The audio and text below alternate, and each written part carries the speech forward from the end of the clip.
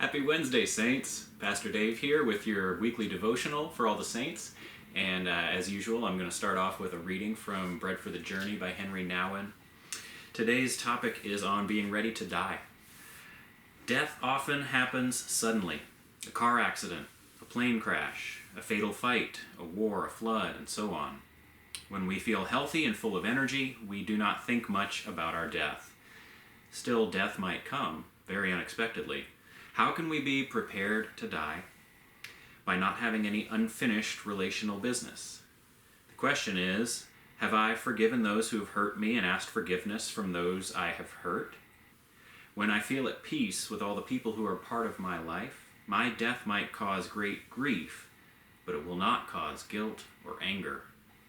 When we are ready to die at any moment, we are also ready to live at any moment.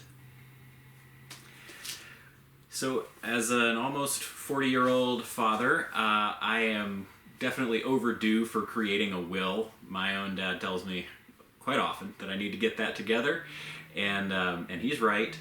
Having a will is one of those things that responsible adults do in order to be prepared for their possible death and to take care of the people who they might leave behind. It's one of those things that we're supposed to do to be ready.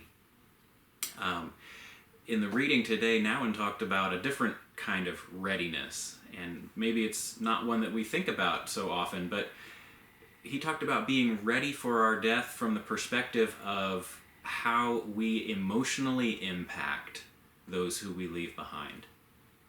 Have you ever thought about the people who would be left behind after you pass and how they might feel about you? I know that there are occasions when we are angry with one another. There are occasions when we are hurt by what someone has done. There are occasions when we just we fail to care for each other in the way that we should. And one of the things to consider is that our passing might leave that sort of business unfinished, unresolved. If we were suddenly taken away from our kids, or from our parents, or from our siblings, how would they feel about it? Are there things that we have not said to them that we should? Are there things that we should apologize for that we never have? Are there things that maybe they've done that we want to forgive them for, or we want to reconcile and find some peace over, so that when we're gone, they won't constantly wonder what else they could have done? When we're taken away from our loved ones, the impacts are far-reaching. They are certainly more than we can imagine and comprehend and be fully prepared for, but there are things that we know we ought to get done before we go. So why not start today? Friends, that is your devotional for the week.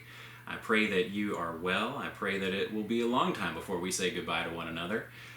But I do hope that you'll take the time that you might need in order to set some things right. Beyond just having a will, beyond just knowing where your material things will go, know that the relationships you leave behind are healthy and ready. Take care, friends. That's your devotional for the week, and I hope you have a good one. Bye-bye.